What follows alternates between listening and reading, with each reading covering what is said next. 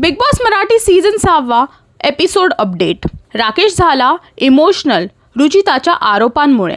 राकेशला खूप हर्ट झालं कारण की जे आरोप लावले होते ते चुकीचे आरोप होते आणि त्याच्याच नंतर विषय खूप वाढला आणि आयुष अनुश्रीमध्ये पण खूप वाद झाला आणि सगळे राकेशच्या बरोबर ह्या मुद्द्यामध्ये आहेत. रोशन ह्यावरती रुचिताला खूप समजवत आहे आणि राकेशची माफी मागायला बोलत आहे. तुम्हाला काय वाटतं, जे आरोप राकेशवरती लावले आहेत आणि त्याच्यानंतर जे राकेशचं रिॲक्शन आहे ते बरोबर आहे?